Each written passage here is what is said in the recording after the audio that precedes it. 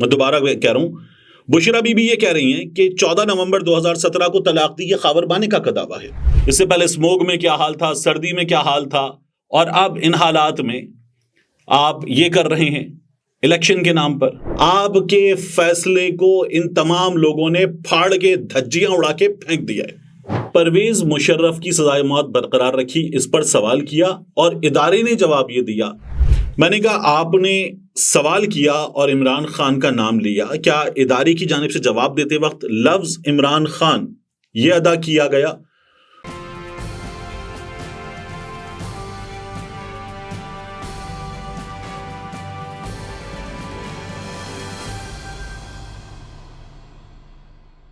بسم اللہ الرحمن الرحیم۔ السلام علیکم، یہ آپ کا اپنا ڈیجیٹل پلیٹ فارم ہے، میں طارق متین ہوں۔ واللہ خیر الماکرین، اللہ سب سے بہتر تدبیر فرمانے والا ہے۔ اللہ کی تدبیر تمام تدابیر کی امام ہے، وہی بچائے گا میرے دیس کو بلاؤں سے، جو بارش میں شجر سے گھونسلہ گرنے نہیں دیتا۔ انشاءاللہ آگے بڑھیں اس سے پہلے آپ سے درخواست یہ ہے کہ اس خاکسار کو، اس ناچیز کو سبسکرائب کیجئے، لائک کیجئے، بیل آئیکن ضرور پریس کیجئے۔ الگ نیوز کے لیے بھی آپ سے یہی درخواست ہے کہ سبسکرائب کیجئے، لائک کیجئے، بیل آئیکن پریس کیجئے تاکہ ہمارے نوٹیفیکیشن آپ تک پہنچ سکیں۔ ابھی میں آپ کو بتاتا ہوں کہ مریم نواز شریف کے جلسے کے لیے ایک شرمناک حرکت کی گئی ہے، اس کی تفصیل بھی آپ کے سامنے رکھوں گا۔ جو لطیف کھوسا نے کیا سپریم کورٹ آف پاکستان میں، وہ اب سوشل میڈیا پر جن الفاظ میں ڈسکس ہو رہا ہے، وہ ظاہر ہے کہ اس شخصیت تک جس کا یہ کہنا ہے کہ میں میڈیا نہیں دیکھتا، اس شخصیت تک بھی پہنچ رہا ہوگا۔ پورا ملک کہہ رہا ہے، پاکستان کے بڑے بڑے وکلا کہہ رہے ہیں۔ یہ بھی دیکھنے کی چیز ہے، جو کچھ اس شخصیت کی اپنی عدالت سے ہمارے سامنے آ رہا ہے وہ بھی بڑا حیران کن ہے۔ اور میرے دوست، میرے میزبان منصور علی خان، انہوں نے ادارے سے ایک ملاقات کی۔ ادارے سے ملاقات کے بعد ان سے کچھ گفتگو ہوئی ہے، وہ بھی ابھی میں آپ کے سامنے رکھوں گا۔ منصور دوست ہیں، چھوٹے بھائیوں کی طرح ہیں، تو کیا ہوا یہ ابھی میں آپ کے سامنے رکھ دیتا ہوں۔ اب اس ویڈیو کے موضوعات پر بڑھیں۔ سب سے پہلے تو آپ کو میں یہ بتاؤں کہ سپریم کورٹ آف پاکستان میں جو رپورٹرز کی باڈی ہے، جو سپریم کورٹ کی کوریج کرنے والے رپورٹرز ہیں، اس باڈی کے پریزیڈنٹ رہنے والے بہترین رپورٹر، ینگ رپورٹر راجہ محسن اعجاز، یہ جب آج سپریم کورٹ پہنچے تو ان کو داخل نہیں ہونے دیا گیا۔ بعض لوگ یہ کہہ رہے ہیں کہ جو وہاں پر بیرسٹر گوہر کے گھر پر پولیس کی بدتمیزی کے بعد آئی جی کے آنے پر ہوا تھا، اس کی وجہ سے صحافیوں کے ساتھ یہ سب کچھ ہو رہا ہے۔ لیکن راجہ محسن اعجاز جو ہے، ان کو نہیں جانے دیا گیا۔ راجہ محسن اعجاز باہر کھڑے ہو کر بحث کرتے رہے کہ میرا نمبر ہے لسٹ میں، 11ویں نمبر پر میرا نام ہے، دیکھو۔ اور وہ جو پولیس والا کھڑا ہوتا ہے وہ بدتمیزی کر رہا تھا کہ نہیں، آپ کو نہیں جانے دوں گا۔ وہ یہ کہہ رہا تھا ہمیں آرڈر ہے۔ آرڈر کہاں سے یہ نہیں بتایا اس نے۔ میری محسن سے بات ہوئی، اس نے یہ نہیں بتایا، اور محسن کو پھر اندر سے بھی نہیں پتا چلا کہ آرڈر تھے کہاں سے، لیکن بہرحال بتایا گیا کہ آرڈر ہیں۔ پھر اندر سے ایک اور لسٹ آئی، اس لسٹ میں راجہ محسن اعجاز کا کہنا ہے کہ ان کا نام 9ویں نمبر پر موجود تھا، اور پھر بھی وہ شخص یہ کہہ رہا تھا کہ نہیں، آپ کو نہیں جانے دوں گا۔ بہرحال ہوا یہ کہ سپریم کورٹ کے رپورٹرز وغیرہ جو ہیں وہ مزید بڑی تعداد میں انوالو ہوئے، اور یہ ہو گیا، ایشو ریزالو ہو گیا۔ لیکن پتہ نہیں چلا کہ یہ روکا کس کی جانب سے گیا تھا۔ یہ قاضی فائز عیسیٰ صاحب کی عدالت میں ہو رہا ہے۔ اس سے پہلے ہم نے اس طرح کی رپورٹنگ کے سپریم کورٹ کے رپورٹرز، اور وہ رپورٹرز کی باڈی جو سپریم کورٹ کی کوریج کرنے والے رپورٹرز، ان کی باڈی اس کے کسی ممبر کے ساتھ تو چھوڑیے، اس کے ایکس پریزیڈنٹ کے ساتھ ہی ہو رہا ہو، حیران کن تھا۔ لیکن ہوا یہ ہوا۔ اس کے ساتھ کیا ہوا کہ اب کورٹ روم نمبر 1 کی لائیو کوریج نہیں دکھائی گئی، ورنہ تو کورٹ روم نمبر 1 سے گزشتہ کچھ دنوں سے قاضی فائز عیسیٰ کی عدالت سے ہم مسلسل لائیو کوریج دیکھ رہے تھے، اور پورے پاکستان کو شکریہ ادا کرنا چاہیے خود قاضی فائز عیسیٰ صاحب کا کہ لائیو کوریج کر کے انہوں نے پورے پاکستان کو ایجوکیٹ کر دیا کہ عدالت میں ہوتا کیا ہے۔ وہ وکیل جو کسی سائل کا مقدمہ لے کر جاتا ہے، ایک عام آدمی کے انصاف کی دہائی دے کر جاتا ہے، اس وکیل کو بولنے کا کتنا موقع ملتا ہے، اس وکیل کے ساتھ رویہ کیا ہوتا ہے، ججز خود کیس پر کتنا پریپیئرڈ ہوتے ہیں۔ ایک سے زائد بار ہم نے دیکھا کہ ججز نے بتایا کہ میں نے کیس فائل نہیں پڑھی، اور وہ سپریم کورٹ کے جج جن کے بارے میں حسنات ملک جیسے سینئر رپورٹر یہ کہتے ہیں کہ وہ سب سے زیادہ تیاری کے ساتھ آتے تھے، مسٹر جسٹس اعجاز الحسن، وہ ان حالات میں استعفیٰ دے کر چلے گئے۔ اچھا نہیں کیا انہوں نے، اچھا نہیں کیا استعفیٰ دے کر چلے گئے۔ ظاہر ہے کہ جس پریشر کے سامنے بھی سرنڈر کیا ہے، اس پریشر کے سامنے ان کا سرنڈر کرنا کتنا بڑا مذاق ہے کہ سپریم کورٹ کا ایک جج سرنڈر کر رہا ہے تو پھر ایک عام آدمی کی حیثیت کیا رہ جاتی ہے؟ وہ کس کھیت کی مولی ہے؟ تو اچھا نہیں کیا اعجاز الحسن صاحب نے، لیکن بہرحال کیا تو وہ بھی تیار ہو کر آتے تھے. ہم نے یہ دیکھ لیا لائیو ٹرانسمیشن میں. علی ظفر صاحب نے بھی یہی کہا کہ اچھا ہوا لائیو ٹرانسمیشن ہوئی، پوری قوم نے سب دیکھ لیا. تو ہم نے دیکھا کہ کس طرح سے وکیلوں کے ساتھ رویہ رکھا گیا، خاص طور پر عمران خان صاحب کے کیسز میں ہم نے رویہ دیکھ لیا، اور جو میاں نواز شریف کے معاملات آئے کورٹ روم نمبر 1 میں، ان میں وکیلوں کے ساتھ رویہ ہم نے دیکھ لیا. ذوالفقار علی بھٹو ان کا جو کیس چل رہا ہے اس میں بھی ہم نے رویہ دیکھ لیا.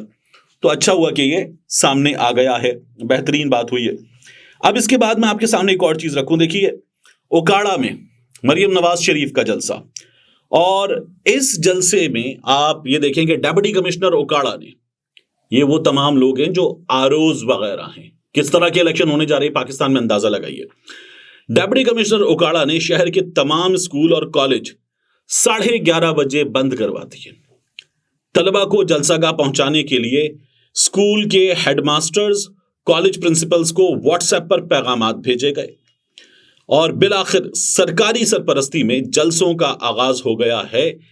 ارشاد بھٹی صاحب کہتے ہیں کہ اسکول کالج بند کرانے پر ڈپٹی کمشنر تیرا شکریہ. یہ وہ لوگ ہیں جو کہتے ہیں ہم نے دانش اسکول بنائے، ہم نے تعلیمی ادارے بنائے. یہ لوگ ہمیشہ ایسے ہی جلسے کرتے ہیں، پٹواری جلسے ان کے جلسوں کو اسی لیے کہا جاتا ہے. شرمناک کردار ہے بچوں کا. اس وقت آپ نے دیکھا ہے، اس سے پہلے اسموگ میں کیا حال تھا، سردی میں کیا حال تھا، اور اب ان حالات میں آپ یہ کر رہے ہیں الیکشن کے نام پر. شرمناک کردار ہے.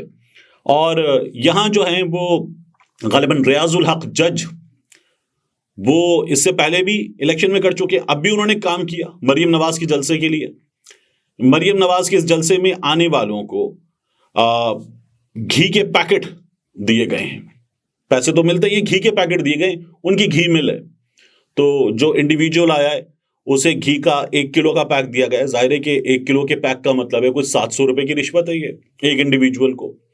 اور اگر پوری فیملی آئی ہے تو پوری فیملی کو ایک عدد بالٹی ہوتی ہے گھی کی، وہ گھی کی بالٹی 3.5-4 کلو کی، 5 کلو کی بالٹی جو ہے وہ بھی دی گئی ہے پوری فیملی کو. تو 5 کلو کی بالٹی کا مطلب ہے کہ تقریباً 3,500 روپے کی رشوت ہے ایک خاندان کو اس غریب ملک کے. اس طرح سے قیمت لگائی جا رہی ہے. یہ مریم نواز شریف کے جلسے کے سلسلے میں کیا گیا ہے. اب بشرا بی بی نے کیا کیا ہے؟ میں بھی آتا ہوں منصور علی خان کی جو ادارے میں ملاقات ہے اس کی خبر کی جانب. لیکن بشرا بی بی نے ہمیں ایک چیز بتائی ہے کہ عمران خان صاحب کا اور بشرا بی بی کا یہ جو عدت کے دوران نکاح کا معاملہ ہے، اس میں انہوں نے عدالت سے رجوع کر لیا ہے، اسلام آباد ہائی کورٹ سے. اور بشرا بی بی کی دوران عدت نکاح کیس کالعدم قرار دینے کی درخواست پر سماعت کرنے والا جو بینچ ہے وہ تبدیل کر دیا گیا ہے. چیف جسٹس عامر فاروق صاحب اب اس بینچ میں نہیں ہوں گے، جسٹس طارق محمود جہانگیری اس کی سماعت کریں گے. سلمان اکرم راجہ صاحب کے ذریعے اسلام آباد ہائی کورٹ میں درخواست جمع کرائی گئی ہے. درخواست گزار یعنی کہ بشرا بی بی نے یہ موقف اپنایا کہ عدت میں نکاح کا کیس بنتا نہیں ہے، ٹرائل کورٹ کا بھی کیس سننے کا دائرہ اختیار نہیں ہے. بشرا بی بی نے اپنی درخواست میں کہا ہے کہ ایڈیشنل سیشن جج ایسٹ کا 11 جنوری کا حکم کالعدم قرار دے دیا جائے، عدت کے دوران نکاح کے کیس کو خارج کرنے کا حکم دیا جائے، اور درخواست پر فیصلے تک ٹرائل کورٹ کی کارروائی کو روکا جائے. وہ یہ کہتی ہیں کہ ان کے سابق شوہر خاور فرید مانیکا نے مذموم مقاصد کے لیے، یاد رکھیے گا خاور فرید مانیکا کے گھر کے 2 لوگ، اس کے 2 بھائی، ایک بھائی این اے کا ٹکٹ لے کر الیکشن لڑ رہا ہے، ایک پنجاب اسمبلی کا ٹکٹ لے کر الیکشن لڑ رہا ہے. اور یہ شخص جو ہے عمران خان کی موجودہ اہلیہ پر، اپنی سابقہ اہلیہ پر اس طرح کے نشانے لگا رہا ہے. مذموم مقاصد کے لیے بدنیتی کے تحت شکایت درج کرائی، جھوٹے اور من گھڑت دستاویزات کی بنیاد پر عدت میں نکاح کا جھوٹا الزام لگایا گیا. تو بشرا بی بی یہ کہہ رہی ہیں کہ خاور فرید مانیکا جو بول رہا ہے وہ جھوٹ ہے. خاور فرید مانیکا نے جو پیش کیا ہے وہ ثبوت بھی جھوٹا ہے اور من گھڑت ہے. بشرا بی بی کا یہ کہنا ہے کہ سابق شوہر کے مطابق اس نے مجھے 14 نومبر 2017 کو طلاق دی. خاور مانیکا نے 15 اپریل 2017 کو 3 مرتبہ زبانی طلاق دی تھی. میں دوبارہ کہہ رہا ہوں، بشرا بی بی یہ کہہ رہی ہیں کہ 14 نومبر 2017 کو طلاق دی، یہ خاور مانیکا کا دعویٰ ہے.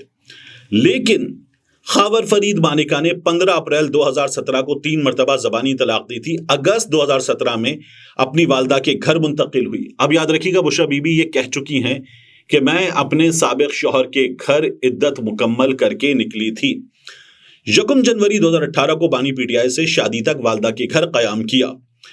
بشرا بی بی کی درخواست میں اعلیٰ عدالتوں کے 3 فیصلوں کو بطور عدالتی نظیر پیش کیا گیا ہے، اور وہ یہ کہتی ہیں کہ عدت میں نکاح اگر یہ مان بھی لیا جائے تو وہ بے قاعدہ شادی ہے جو عدت کی مدت مکمل ہونے پر باقاعدہ ہو جائے گی. عدت میں نکاح کو غیر اسلامی یا شرعیت کے خلاف قرار نہیں دیا گیا. تمام حقائق جانتے ہو، قانونی اور شرعی تقاضے پورے کر کے بانی پی ٹی آئی سے شادی کی. فراڈ سے شادی کا الزام درست نہیں ہے. اس درخواست کو بشرا بی بی نے یہ بتایا کہ اس کو قبول کیا جائے اور یہ جو اس سے پہلے الزامات لگائے گئے ہیں جو کیس چل رہا ہے اس کو خارج کر دیا جائے. ایک عمران خان صاحب کے لیے یہ ایک بڑی ڈیولپمنٹ ہے. بشرا بی بی خود میدان میں آ گئی ہیں اور انہوں نے یہ جواب دے دیا ہے. منصور علی خان والی بات میں کرنے سے پہلے لطیف کھوسا صاحب نے کیا کیا قاضی فیصل صاحب کی عدالت میں. لیول پلینگ فیلڈ کا کیس تھا. معیز جعفری صاحب سینئر وکیل ہیں سپریم کورٹ کے، انہوں نے بھی کہا کہ اب پاکستان تحریک انصاف کو عدالت سے اپنی لیول پلینگ فیلڈ کی درخواست واپس لے لینی چاہیے. بہت لیول پلینگ فیلڈ پہلے ہی مل گئی ہے عدالت سے قاضی فیصل صاحب کی. لطیف کھوسا صاحب نے یہ کہا کہ آپ نے جو کچھ ہمارے ساتھ کیا 13 جنوری کو، تو اس کی بنیاد پر ہم یہ درخواست واپس لینے، مجھے ہدایات ملی کہ درخواست واپس لے لی جائے. آپ کے 13 جنوری کے فیصلے سے ہماری 230 سے زائد نشستیں چھن گئیں. ہم آپ کی عدالت میں لیول پلینگ فیلڈ کے لیے آئے تھے. 13 جنوری کی رات 11:30 بجے فیصلہ ایسا سنایا گیا جس سے پی ٹی آئی کا شیرازہ بکھر گیا. ہم اب کیا توقع کریں کہ ہمیں لیول پلینگ فیلڈ ملے گی؟ آپ کے پاس آئین کے آرٹیکل 187 کے تحت اختیارات ہیں، آپ احکامات دے سکتے ہیں. ہم آپ کی عدالت میں یہ کیس نہیں لڑنا چاہتے. یہ لطیف کھوسا صاحب نے کہا. چیف جسٹس صاحب نے یہ کہا کہ آپ یہ بیان دے کر اداروں کو تباہ کر رہے ہیں. چیف جسٹس صاحب آپ باہر جو کچھ سینئر وکلا کی جانب سے، مثال کے طور پر عبد المعیز جعفری کی جانب سے، سلمان اکرم راجہ کی جانب سے، اعتزاز احسن کی جانب سے، ان کے ساتھ ساتھ آپ دیکھیے صلاح الدین صاحب ایک بڑا نام ہے، ان کی جانب سے جو کہا جا رہا ہے اسے دیکھیے. ریما عمر کی جانب سے جو کہا جا رہا ہے اسے دیکھیے. آپ کے فیصلے کو ان تمام لوگوں نے پھاڑ کے دھجیاں اڑا کے پھینک دیا ہے. تو آپ اگر یہ کہہ رہے ہیں لطیف کھوسا کو کہ آپ ایسی باتیں کر کے ادارے تباہ کر رہے ہیں، تو اس سے پہلے ایک شخص جو اس ملک کی سیاست میں سب سے مقبول ہے، ایک شخص جو اس ملک کی سیاست جس کے گرد گھوم رہی ہے، وہ یہ کہہ چکا کہ نون لیگ نے ہمیشہ ادارے تباہ کیے ہیں اور یہ لوگ اب بھی ادارے تباہ کر رہے ہیں. وہ آپ سے پہلے بتا چکا اور یہ چیزیں ہمیں ہوتی ہوئی نظر آ رہی ہیں. ایک بات اب آخر میں منصور علی خان کی جو ادارے سے ملاقات ہے اس پر بات. منصور علی خان نے یہ بتایا کہ ان کی ادارے سے ملاقات ہوئی. انہوں نے پھر بتایا کہ ادارے سے ملاقات کا مطلب کیا. انہیں دوران ملاقات یہ بتایا گیا کہ جو کچھ آپ سن رہے ہیں جواب کی صورت میں، جن شخصیت کے سامنے وہ بیٹھے ہوئے تھے، انہوں نے نام نہیں لیا، تو وہ اس شخصیت کا نہیں ادارے کا جواب ہے، اس لیے وہ اس ادارے سے ملاقات کہتے ہیں.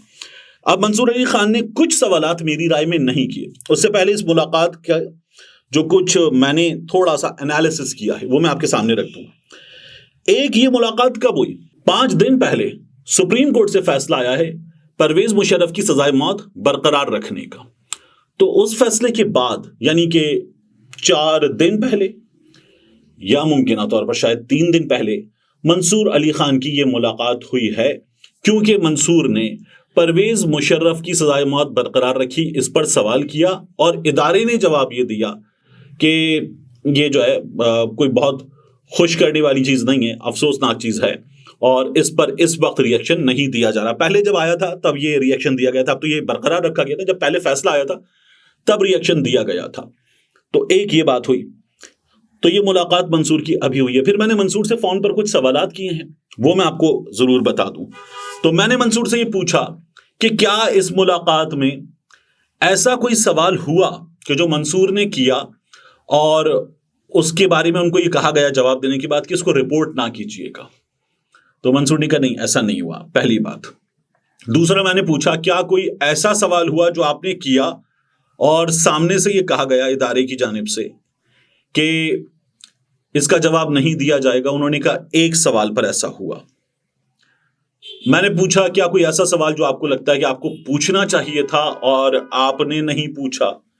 انہوں نے کہا نہیں، دیکھیں یہ میں آپ کو بتا دوں کہ جس وقت یہ ملاقات ہوئی تو مجھے یہ تھا کہ تھوڑی سی جلدی بھی تھی کہ کچھ دیر میں موٹر وے بند ہو جائے گی، مجھے اسلام آباد سے پنڈی سے واپس موٹر وے کے ذریعے لاہور آنا تھا. تو موٹر وے وغیرہ بند ہونے کا، دھند پڑنے کا جو سلسلہ ہوتا ہے وہ 4:30 5 6 بجے شروع ہو جاتا ہے. تو منصور جو ہے جس وقت کی بات کر رہے ہیں یہ ممکنہ طور پر میں نے پھر اسیس کیا کہ یہ دوپہر کی ملاقات تھی اور یہ ملاقات 4 سے 3 روز پہلے ہوئی ہے. ٹھیک ہے. اس کے علاوہ میں نے منصور سے پوچھا کہ کیا آپ نے جو ادارے سے ملاقات ہے اس میں ارشد شریف شہید کے حوالے سے کوئی سوال کیا؟ کیونکہ آرمی چیف صاحب نے ایک ملاقات کی تھی ارشد شریف شہید کی والدہ سے جب وہ armed forces institute of cardiology میں زیر علاج تھیں اور ارشد شریف کی بیٹی بھی اس کمرے میں موجود تھیں. تو تب آرمی چیف صاحب نے ارشد شریف شہید کی والدہ سے کہا تھا کہ آپ کو انصاف ملے گا، یہ میرا آپ سے وعدہ ہے. تو کیا اس حوالے سے کوئی بات ہوئی؟ تو منصور نے کہا نہیں، اس حوالے سے کوئی بات نہیں ہوئی. میں نے کہا 2 ڈی جی صاحبان نے، ڈی جی اسپیار صاحب نے اور ڈی جی ایس آئی صاحب نے ایک پریس کانفرنس کی تھی، کیا اس کے حوالے سے کوئی بات ہوئی؟ تو منصور نے کہا کہ نہیں، اس کے حوالے سے بھی کوئی بات نہیں ہوئی. میں نے کہا آپ نے سوال کیا اور عمران خان کا نام لیا، کیا ادارے کی جانب سے جواب دیتے وقت لفظ عمران خان یہ ادا کیا گیا؟ تو انہوں نے کہا نہیں، یہ ویسے ہوا جیسے میں نے رپورٹ کیا ہے. میں نے کہا ٹھیک. پھر اس کے بعد میں نے پوچھا عمران ریاض خان کے حوالے سے کوئی بات ہوئی؟ تو انہوں نے کہا نہیں، عمران ریاض خان کے حوالے سے کوئی بات نہیں ہوئی. یہ منصور علی خان سے جو ادارے سے ملاقات ہے. اس کے بعد جو ہے وہ میری گفتگو ہے. انہوں نے بتایا کہ کیا کچھ ہوا تھا. وہ کم و بیش تمام بڑے آفیسز میں، ظاہر ہے کہ جو سویلین آفیسز ہیں ان میں زیادہ ہوتا ہے اور جو افواج پاکستان کے آفیسز ہیں ان میں اور زیادہ ہوتا ہے. تو تمام بڑے آفیسز میں ہوتا ہے کہ جب آپ جا رہے ہوں، جیسے پرائم منسٹر آفس آپ جا رہے ہوں تو آپ کا فون جو ہے وہ دروازے پر لے لیا جاتا ہے، اور جب آپ افواج پاکستان کے دفتر میں جا رہے ہوں تو یہ ظاہر ہے وہاں پر بھی لے لیا جاتا ہے. وہاں پھر پروٹوکولز اور زیادہ ہوتے ہیں کہ سیکیورٹی کلیئرنس کا ایک پروسیس ہوتا ہے. وہ آپ کو جس وقت بتایا جا رہا ہو کہ آپ کی ملاقات ہے تو اس سے پہلے ہی شناختی کارڈ نمبر، گاڑی کا نام، مختلف چیزیں، گاڑی کا نمبر وغیرہ مختلف چیزیں یہ ہو جاتی ہیں تو یہ لے لی جاتی. تو سیکیورٹی کلیئرنس کے پروسیس سے گزرنا، منصور کہہ رہے ہیں کہ میری اسمارٹ واچ ہے یا نہیں ہے میرے پاس، یہ بھی چیک کیا گیا. تو یہ سب کچھ ہوا تھا، یہ انہوں نے بتایا ہے. پھر یہ ان پر میرے سوالات تھے، وہ سوالات میں نے آپ کے سامنے رکھ دیے ہیں، ان کے جوابات رکھ دیے ہیں. جس طرح منصور نے کہا تھا کہ وہ اس کی رپورٹنگ کریں گے اور اس پر کسی بھی چیز کا جواب نہیں دیں گے، تو بالکل اسی طرح سے اس کی میں نے رپورٹنگ کر دی ہے.